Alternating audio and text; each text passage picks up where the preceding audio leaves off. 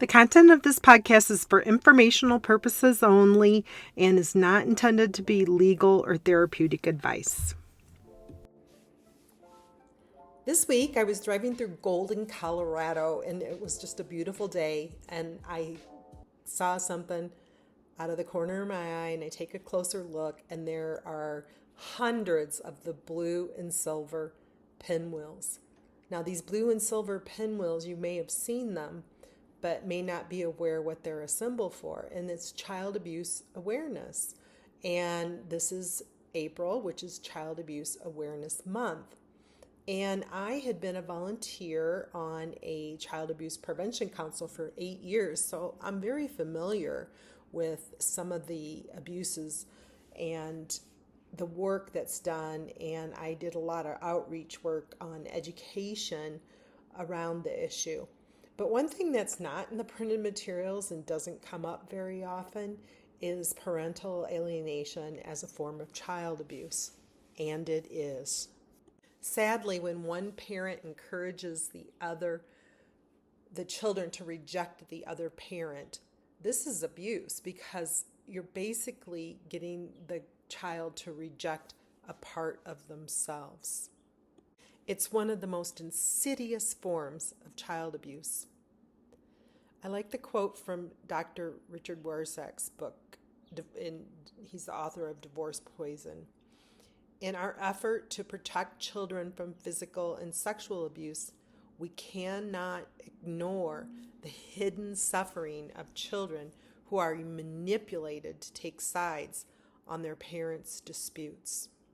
In my earlier episodes, I went into a little more detail on some of the actions that a target parent sees the alienating parent do, which has derogative and negative impact on their kids. I also have a behavior list of alienating behaviors. If you go to my website or look in the notes for this episode, you'll find a link to sign up for an email, and you will be sent the alienating behaviors list.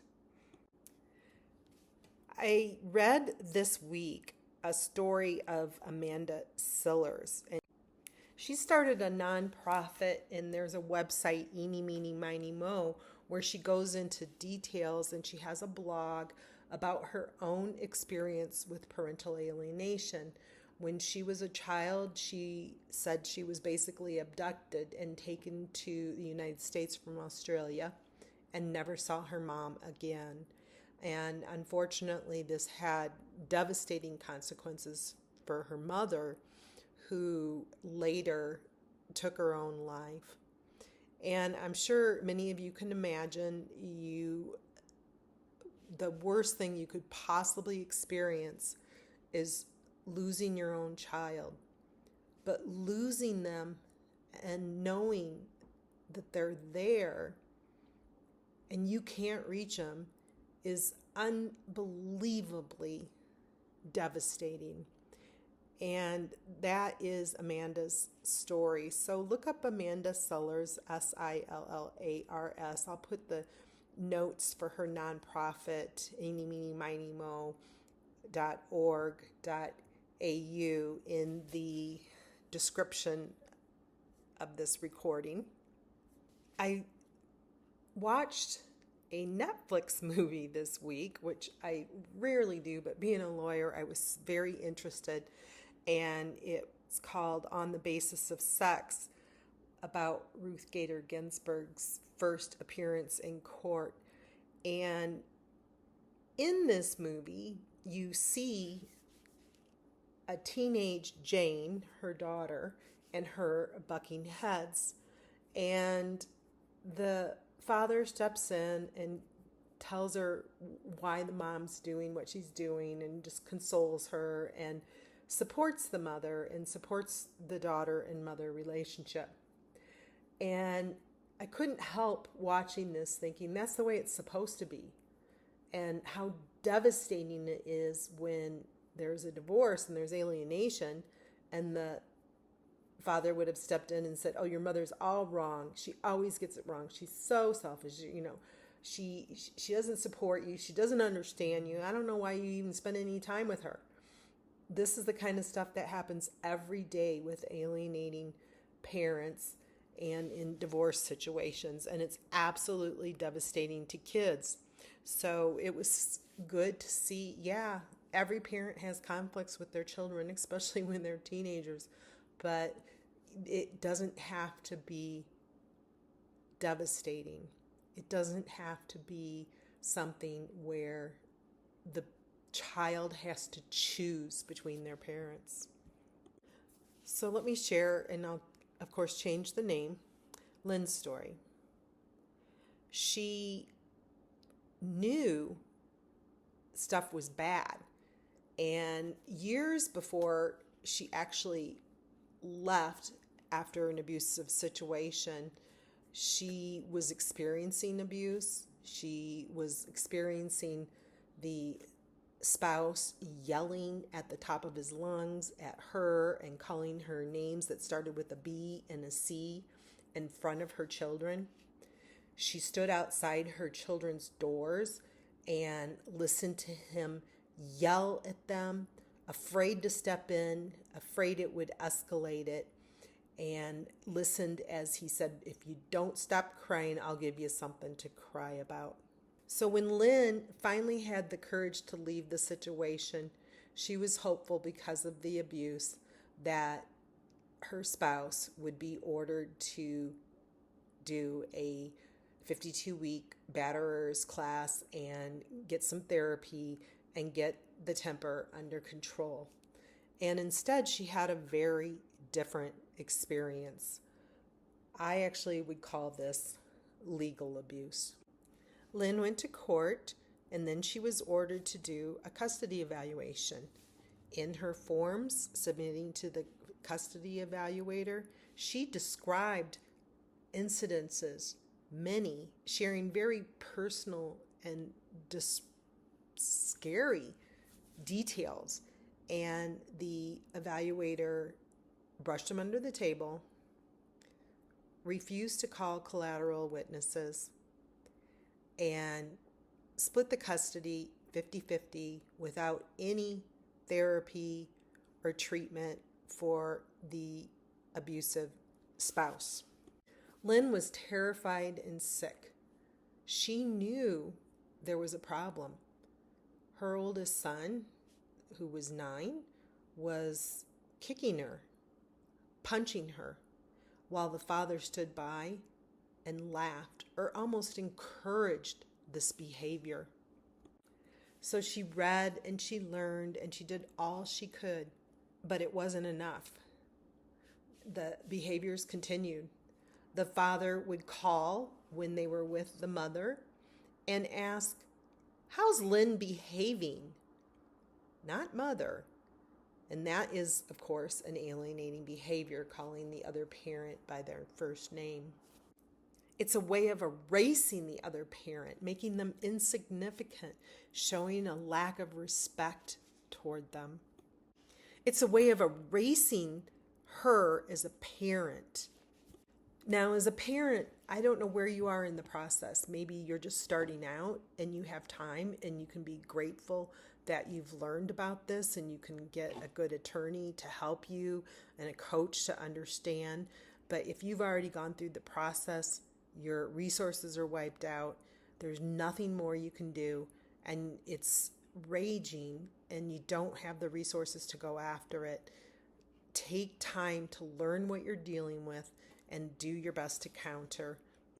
Learn what are some of the symptoms if your kids are really experiencing a high level of loyalty conflict and trauma because of what's going on. And this might include things like depression or aggression or withdrawal or irritable bowel syndrome, headaches, stomach aches that are unexplainable. There's no medical reason for them, but it happens frequently. This is because of the internal conflict that they're experiencing with the hostilities and the alienating behaviors. Get therapy or help and guidance in figuring out how to keep the child out of the loyalty conflict as much as possible and nurture your attachment with them. That might mean putting your phone away and just being completely present with your child. For instance, yesterday I went to get a piece of pie at a local coffee shop, and I'm sitting there and a mom shows up and two cute little boys show up, and she has bought them an ice cream and just lets them run around in the garden of the coffee shop and pays no attention to them. She spends the whole time on the phone for about 40 minutes. And I look at it going, oh, if she only knew how precious this time was, it's going to pass. She'd put her phone in her pocket or have left it in the car and engaged and interacted with her children. Hopefully she's not in a divorce situation and the kids will come through it. But parents, please take time and really focus on your children when you're with them. Nurture that attachment. Find the things that you enjoy doing together. Is it a board game? Is it a puzzle? Is it making Legos? Is it going to a baseball game if they're older? Whatever it is, find things that you enjoy doing together and really try to nurture those things. And when they're dealing with tough emotional things and they strike at you or hit, remember it's because of what they were taught or what they were role modeled. So ask them about their emotions and try to redirect this anger in a positive direction.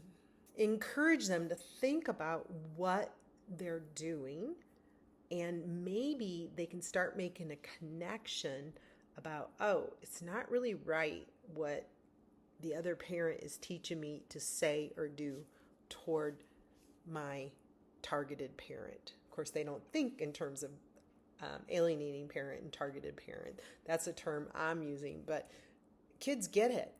They know there's an animosity or a hatred there, and they're picking up on it, and it's devastating toward them. So get them to kind of think on their own about it. Make sure that you get my alienating behaviors list and learn it for a couple reasons. Make sure you're not doing any of these behaviors. It's easy to slip up and make a mistake once in a while, and we all will. But learn them and try your best not to do so. Keep a log. Get a parenting app. Be sure that you document things on the exact date and time and what was said, so that if you have to go back later, you've got the documentation. But please keep your kids out of it. Just encourage them to talk to you and share, but don't probe them to say things about the other parent. Don't ask them what's going on with the other parent. Try to be light and happy and available to them. So in summary, parental alienation is child abuse. It's Child Abuse Awareness Month.